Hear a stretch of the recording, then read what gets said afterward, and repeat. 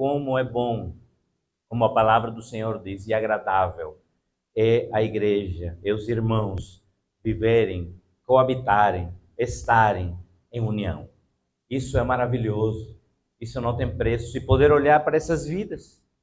Olha aqui que malta abençoada, que crianças, quando eu olho para eles, para elas, eu olho não apenas o presente, mas eu olho pelos olhos da fé, homens e mulheres de Deus, pastores, pastoras que o Senhor vai levantar para segurar o bastão da seguinte geração.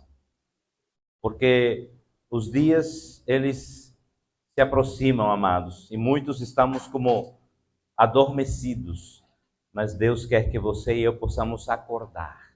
Estenda as suas mãos, vamos orar por essas vidas, também para os aniversariantes da semana.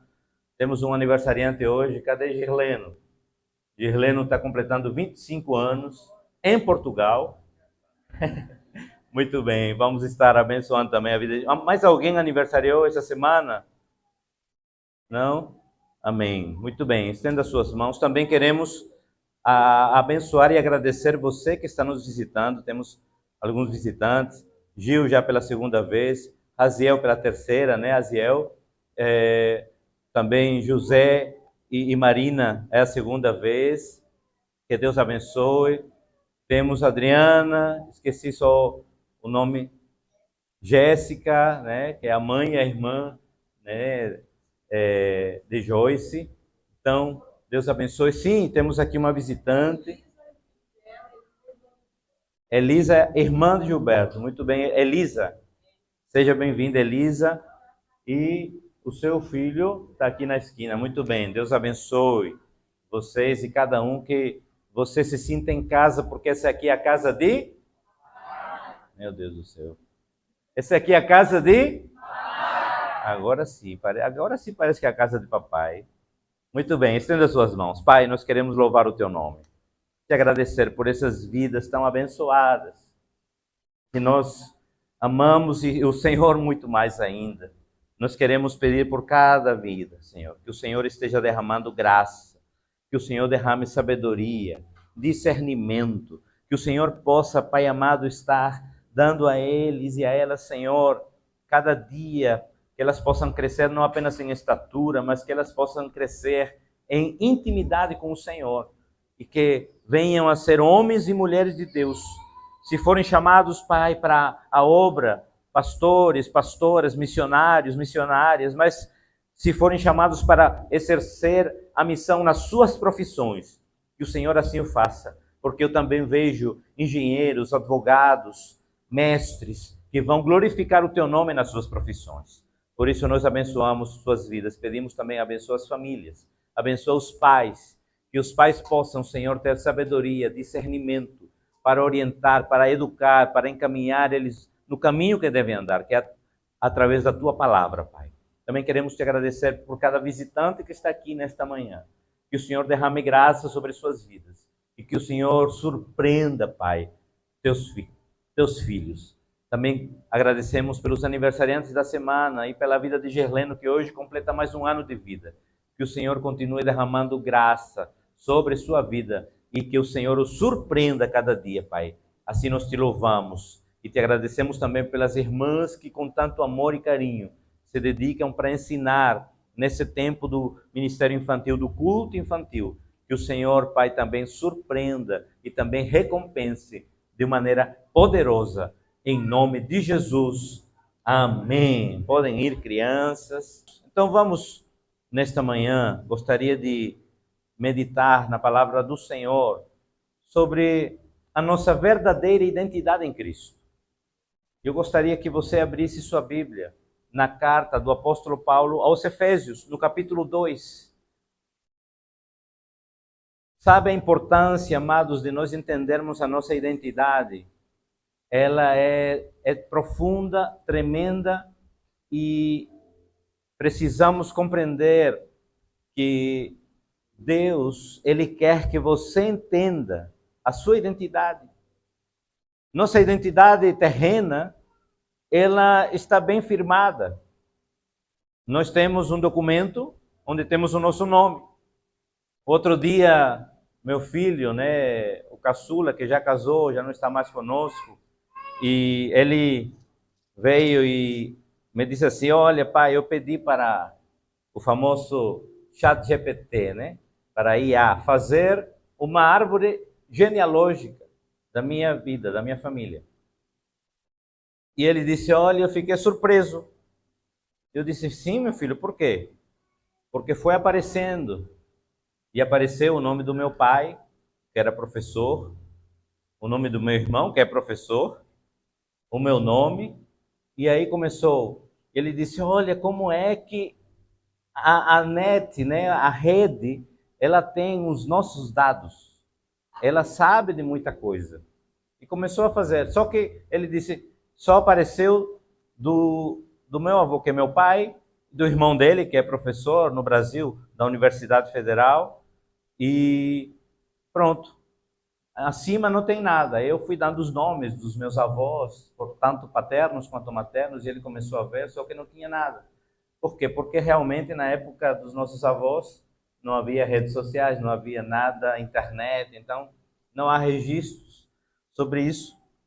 Mas é interessante porque a nossa identidade terrena, ela realmente é bem firmada. Nós conhecemos muito disso, mas nós não conhecemos bem a nossa identidade espiritual, que deveria ser mais importante que a nossa identidade terrena.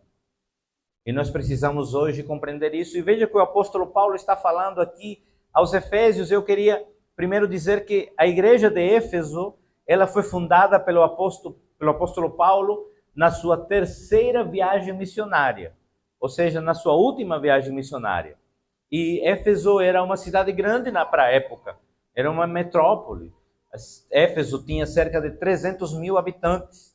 Talvez assim, uma cidade, se fôssemos hoje comparar, porque também era uma cidade portuária, era como Vigo, que estamos aqui mais perto, certo? Vigo tem mais ou menos 300 mil habitantes, 300 e pouquinhos, né? Quando chegou Márcio e Solange, aumentou um pouco mais. Mas Vigo tem mais ou menos isso. E era considerada a cidade de Éfeso a capital da Ásia Menor.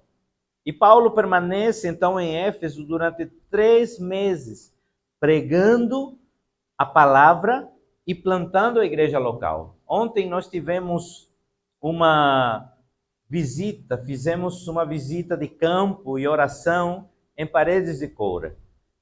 Já temos um PG, um pequeno grupo, ou uma célula, como você queira chamar.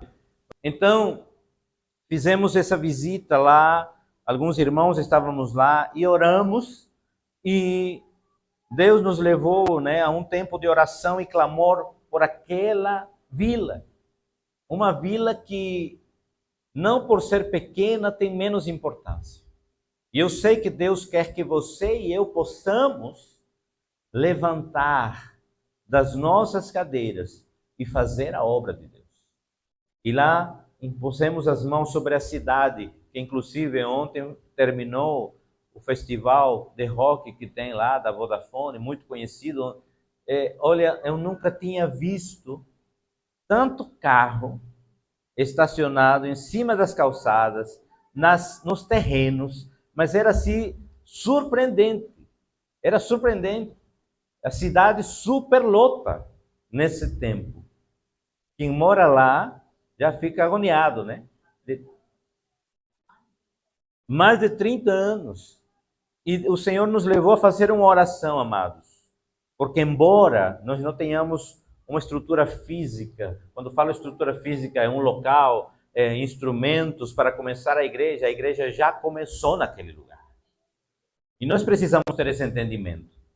Porque Deus plantou lá pessoas que estão lá, que estão nessa igreja, mas moram lá, são de lá, e Deus vai levantar. Temos, né, recentemente, uma jovem, não é nascida em Coura, mas vive em Coura, e se converteu à raiz de uma célula, de um PG, de um pequeno grupo, de uma reunião. Então, amados, nós temos muito a fazer. Mas para isso nós precisamos compreender o nosso chamado, a nossa identidade. E cabe ressaltar que Éfeso era uma cidade muito idólatra. E entre essas divindades cultuadas, tantas divindades que tinha em Éfeso, havia um templo. E veja a conexão, um templo dedicado à deusa Diana, cuja estrutura era imponente e era 4 vezes maior que o Partenon de Atenas. Imagina a estrutura. Não sei se você já teve a oportunidade de ver, de ir em Atenas. Eu ainda não, mas vou ter. Mas hoje temos o Google Earth, que nos dá, mais ou menos uma visão das coisas. 4 vezes maior que o Partenon, é grande. O negócio era grande. E o principal produto, se podemos chamar assim, o souvenir, souvenir, era justamente as imagens desse templo da deusa Diana. E era vendido, comercializado. Então a economia da cidade era movimentada em relação à idolatria. E nós estávamos ontem em Cora, e não é diferente. E não é diferente em Valença, e não é diferente em Monção, e não é diferente em Cerveira, não é diferente em Vigo, não é diferente em Goiânia, não é diferente em Porrinho. Não, acontece a mesma coisa, porque o inimigo ele quer cegar o entendimento do mundo. Só que não consegue cegar a igreja, porque a igreja foi iluminada pela palavra, pela cruz, pelo sangue que foi derramado do Cordeiro. A igreja está iluminada, as escamas dos nossos olhos caíram, e hoje podemos enxergar isso. Uma das demonstrações mais magníficas do poder de Deus, e que realmente podemos enxergar nesse contexto da fundação da igreja de Éfeso, é que, apesar da forte presença de ocultismo e magia, veja bem, a conexão é grande, porque aqui nessa região da Europa nós temos muito ocultismo, muita magia, muita bruxaria. Nós não imaginávamos que teria tanto. A gente, quando fala em bruxaria, ocultismo, já vai logo para a Bahia, para a África, mas aqui tem muita coisa, muita coisa. E aí, o que aconteceu? Quando Paulo chega com o Evangelho de Jesus Cristo, o ocultismo, a idolatria, a magia negra entra em colapso. Porque onde entra o poder de Deus, a verdade é revelada. Pessoas se convertem ao cristianismo. Pessoas que outrora ganhavam dinheiro com magia, com ocultismo, pegam os seus livros e os queimam. Isso é avivamento. Muitas vezes a gente acha que avivamento é falar em língua, avivamento é pular. Não, avivamento é uma vida que estava morta, hoje vive para a glória de Deus. Isso é um verdadeiro avivamento. E então é nesse momento, nesse mover, que é plantada a igreja de Éfeso. Imaginem antigos bruxos que trabalhavam com ocultismo, em praça pública, vão e queimam seus livros de ocultismo e declaram que Jesus Cristo é o Senhor. Que poder é esse? É o poder do Evangelho. E é em meio a esse panorama que a igreja em Éfeso é plantada. E a partir dessa igreja, e veja bem que essa região é Ásia Menor, e se você vai fazer uma conexão com o Apocalipse, é uma das igrejas que as igrejas faladas, citadas no Apocalipse, que é Tiatira, Sardes, Esmirna, Pérgamo, Laodiceia, Filadélfia, e outras que são plantadas a partir dessa igreja. E eu quero falar em nome de Jesus, a partir dessa igreja Ágape, nós vamos plantar muitas mais igrejas em Cora, em Porrinho, em Goiânia, onde não há igrejas. Nós precisamos, amados, ser intencionais. Nós precisamos pregar a palavra. Essa carta, então, é considerada a rainha das cartas, pela sua obra robusta da salvação. E aí, dando esse panorama, eu gosto sempre de dar esse panorama para que a gente possa entender melhor a palavra.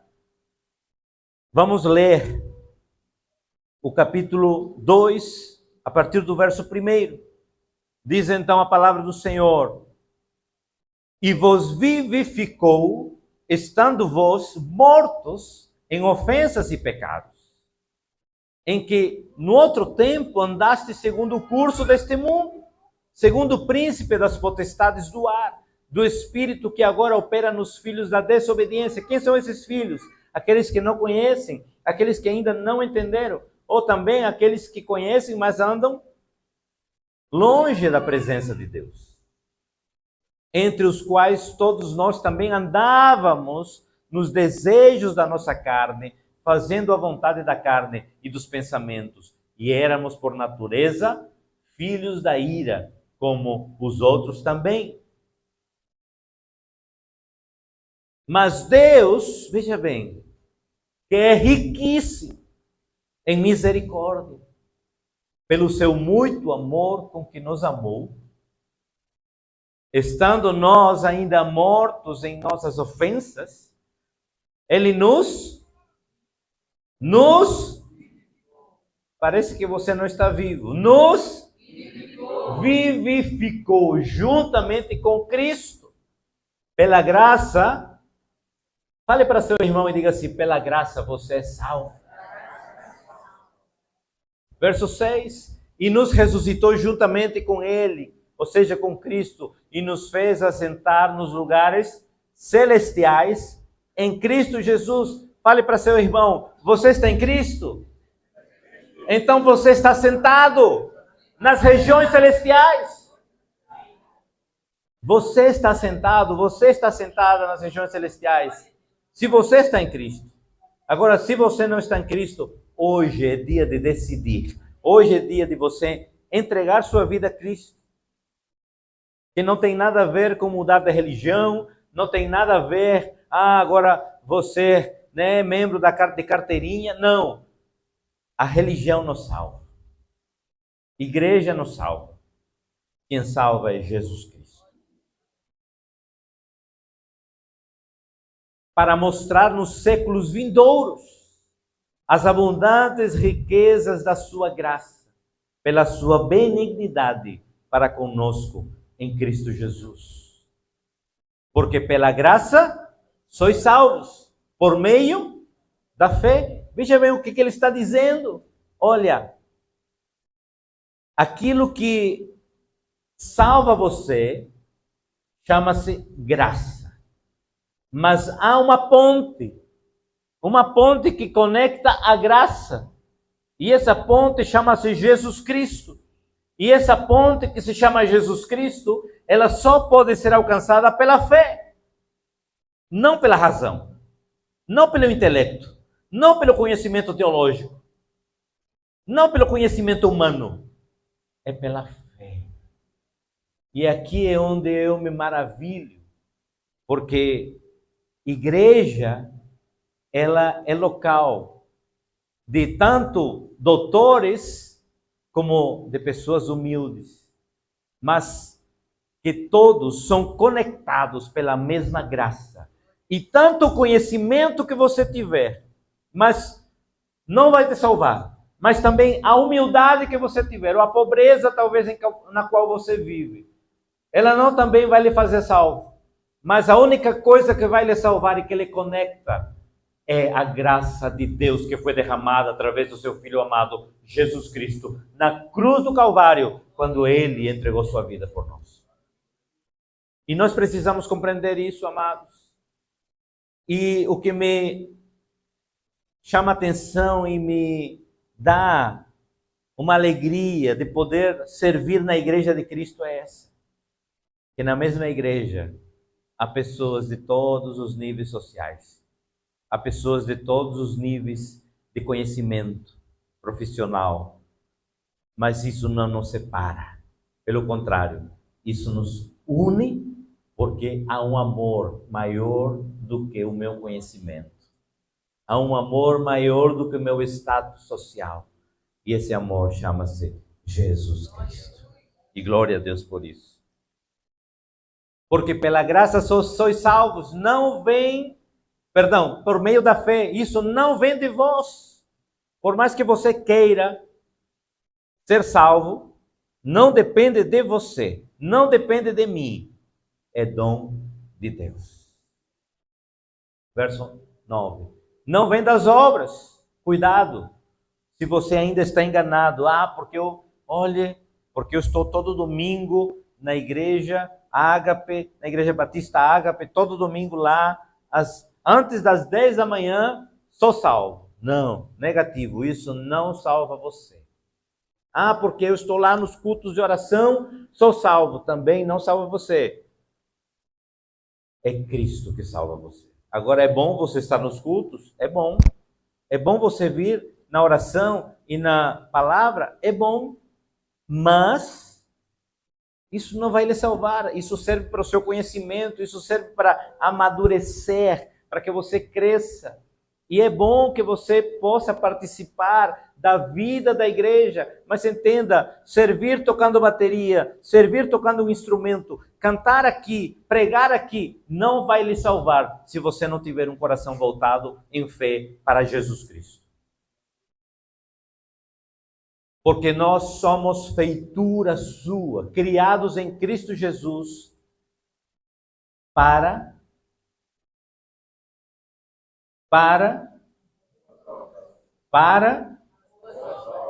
boas obras, as quais Deus preparou. Para quê? E aqui vem uma pergunta. A pergunta que não quer calar. Temos andado nas boas obras?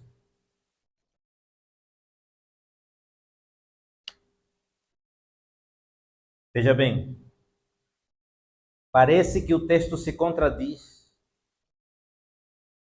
Como é assim? Não é por obras, para que ninguém se glorie, mas como é para as boas obras. Sabe por quê não se contradiz? Porque não são as obras que vão levar você à salvação, mas as obras que você pratica são consequências da graça derramada sobre a sua vida e a fé que você tem em Cristo Jesus. Essa é a grande questão. Não há contradição nenhuma na palavra. Porque muitos de nós, muitas vezes, achamos que é por obras e queremos fazer as coisas. Mas não, nada do que você faça pode lhe salvar. Agora, a graça que foi derramada de Deus na sua vida, através da fé em Jesus Cristo, ela vai fazer com que você, consequentemente, pratique boas obras. Porque senão há uma incoerência. Se você é lavado e redimido pelo sangue de Cristo, e você anda praticando más obras, precisamos rever nossos conceitos. Porque há uma incoerência. E é isso que Paulo está falando. E gostaria de colocar alguns pontos para que nós possamos entender a nossa identidade. O primeiro ponto é que precisamos entender o que nós éramos antes de Cristo. E veja o que está aí no versos de 1 a 3.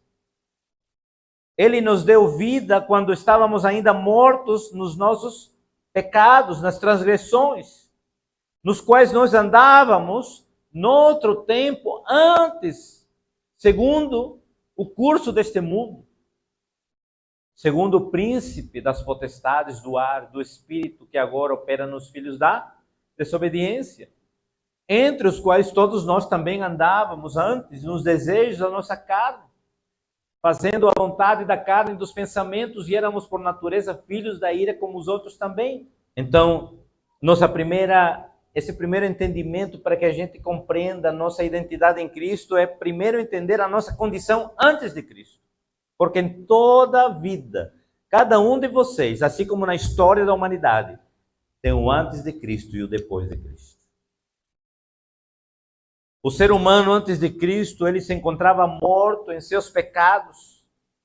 Porém, também vemos que o pecado traz consigo o peso da desobediência, o qual o homem carrega, o homem natural, ele carrega isso.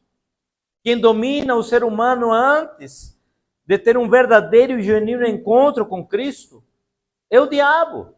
Não se engane, o príncipe deste mundo, ele está dominando os desejos das pessoas. E as pessoas muitas vezes culpam Deus. Porque olha, Por que Deus não faz isso? Mas não sabe que a humanidade, ela, quando Adão e Eva decidiram desobedecer a Deus, eles deram legalidade ao diabo para que ele dominasse nesse âmbito terreno. É certo que Deus, ele é o dono, o criador do universo, e ele tem domínio sobre tudo. Mas o homem natural, o homem que não conhece a Cristo, ele anda debaixo do domínio do diabo. E nós precisamos entender isso, compreender isso. Paulo está falando aqui também que sem Cristo, a nossa vontade é satisfazer os desejos da nossa carne. E nós precisamos lutar contra isso todos os dias, porque isso nos torna filhos da ira de Deus. O pecado nos destrói, nos faz morrer espiritualmente, nos distancia de Deus e do nosso propósito. Segundo ponto que nós precisamos entender para que a nossa identidade seja firmada na nossa vida é o trabalhar de Deus em nosso favor. Porque Deus trabalha em nosso favor. E graças a Deus por isso. Verso 4. Mas o pecado veio, está aí, mas Deus é riquíssimo em misericórdia, pelo seu muito amor com que nos amou. A primeira informação que Paulo nos proporciona é a misericórdia e o amor de Deus sobre nossas vidas. É impressionante esse amor. Porque nem você, nem eu merecemos ele. Mas graças a Deus que não é por mérito. Não é por merecimento. Porque se fosse por merecimento, nós estávamos fritos. Mas graças a Deus que esse amor e essa graça, essa misericórdia, ela é derramada pela graça de Deus. Verso 5. Por favor, Márcio. Estando nós ainda mortos em nossas ofensas, nos vivificou juntamente com Cristo. Pela graça, sois salvos. O amor de Deus nada tem a ver com nossas virtudes, com nossas atitudes, com nossa performance, com nossa roupa, com nossas vestes. Não. O amor de Deus não tem a sua causa em nós. A causa do amor de Deus é pela essência dele, porque ele é amor. Verso 6. E nos ressuscitou juntamente com ele e nos fez assentar nos lugares celestiais em Cristo Jesus. Verso 7. Para mostrar nos séculos vindouros as abundantes riquezas da sua graça, pela sua benignidade para conosco em Cristo Jesus. A graça de Deus nos vivificou, ou seja, nos deu vida. Quando nós andávamos mortos nos nossos pecados, nas nossas transgressões, no nosso eu, no nosso achismo, veio Deus, veio Cristo, e através do seu sacrifício na cruz, quando nós temos fé, somos atingidos, alcançados pela graça, nós fomos vivificados. Estávamos mortos, mas revivemos em Cristo. A nossa salvação não reformou o coração do homem. Entenda uma coisa, quem é construtor aqui sabe, ou quem já trabalhou, ou quem trabalha em obras e já viu alguma coisa, sabe que uma reforma é diferente de uma construção do zero. Construir desde os alicerces é diferente de fazer uma reforma. Mas é interessante isso. Então não há uma reforma. Não foi feito apenas vou passar aqui a massa nesse buraco do coração de Esteban, que estava aí meio maligno, e pronto. Não. Ele transformou meu coração. que era de pedra, e Ele agora o transforma em um coração de carne. Deus faz novas todas as coisas. O que significa isso? A nossa natureza antiga foi destruída. Quantos foram para o batismo? O que o batismo simboliza? O batismo simboliza a morte para a nossa antiga natureza e a ressurreição para a nova natureza em Cristo Jesus. Né, Mel? Mel se batizou e falamos isso nas lições anteriores. E é isso que nós precisamos fazer todos os dias. Morrer para a nossa natureza antiga. Preciso todos os dias morrer para mim. Você acha que eu, porque estou aqui, não preciso? Preciso muito mais talvez do que você. Porque o Esteban que tem aqui dentro, ele quer sair. Mas quem precisa prevalecer é Cristo. Quem precisa prevalecer na sua vida é Cristo. E nós precisamos entender isso. Nem ritos, nem religiosidade, nem sacrifícios, nada do que nós possamos fazer pode nos dar vida. Mas somente o sangue de Cristo nos vivifica. Essa nova vida nos torna cidadãos de um reino celestial. Brincava alguns domingos, bem outros domingos atrás. Quantos aqui querem o passaporte vermelho da União Europeia? Muita gente. Mas sabe que você tem um passaporte celestial muito mais influente.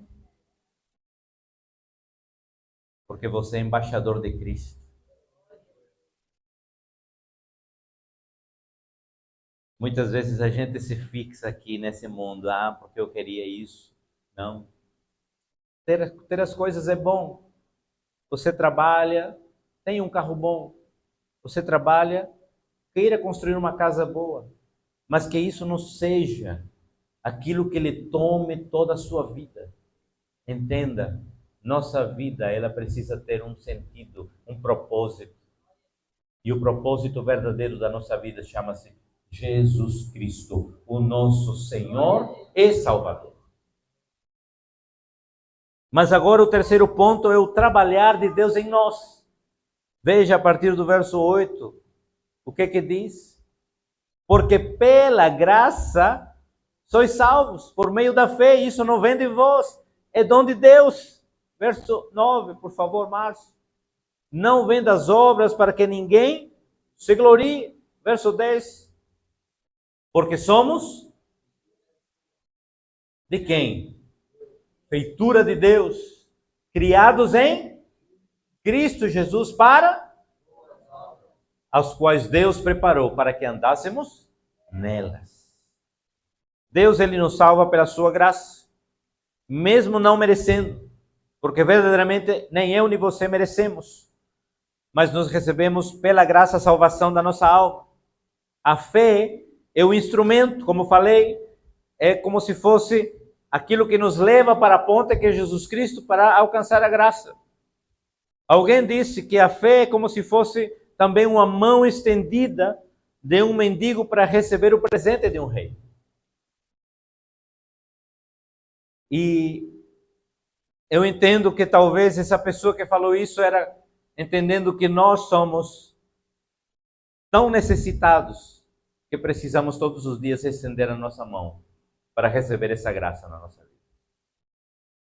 As obras não são a causa da nossa salvação. Não. Mas as obras são consequência da nossa salvação. E quarto e último ponto, o trabalhar de Deus através de nós. Veja o que diz a parte B.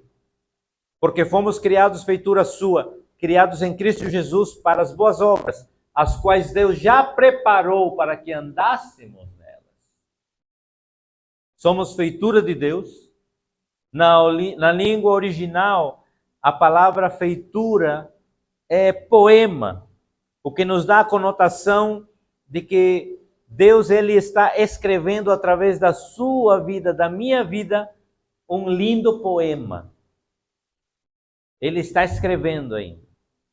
2 Coríntios 3,18 vai dizer que estamos sendo transformados dia a dia, de glória em glória, para ser imagem do Senhor.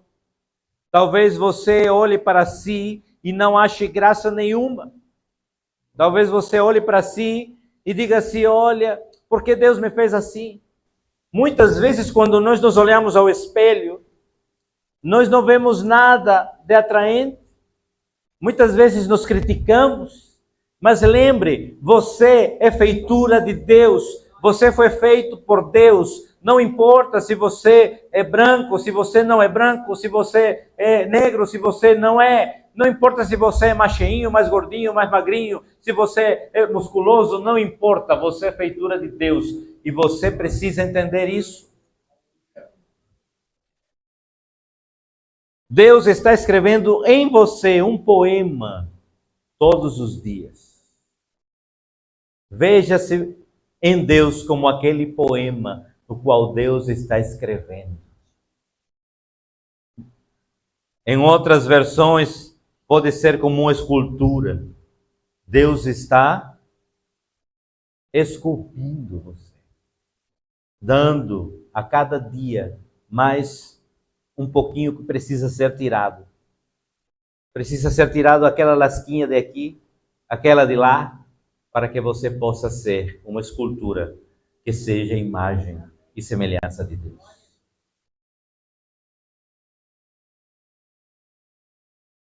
Podemos comparar a nossa vida, na verdade, como uma peça ainda bruta de ouro que precisa passar pelo fogo. O ourives, ele sabe bem esse processo. O ouro, para ser transformado numa peça valiosa, ele precisa passar por altas temperaturas. Mas sabe o que acontece? Acontece que muitas vezes nós não queremos passar por esse processo. Há processos duros na nossa vida que vêm para que a gente seja aperfeiçoado. Há processos duros na nossa vida que nós precisamos passar, por mais que a gente não queira, para que nós possamos ser aperfeiçoados por Deus. Todo esse trabalho de Deus em nossas vidas tem um propósito. Que nós possamos praticar as boas obras, as quais Deus já preparou para que andássemos nelas. Deus já preparou as boas obras, Dudu, para que você andasse. Deus já preparou as boas obras, Bada, para que você andasse. Mari, Mel, Adriana, Jéssica, Deus já preparou. Deus já preparou as boas obras, Charlie. Deus já preparou as boas obras, Isa. Nós precisamos andar nelas. Só que muitas vezes nos custa, sabe por quê? Porque ainda o Estevão interior, ele quer sair. O Estevão interior ainda quer aparecer. Quando importa que ele cresça e que eu diminua. Precisa entender isso, precisamos entender isso.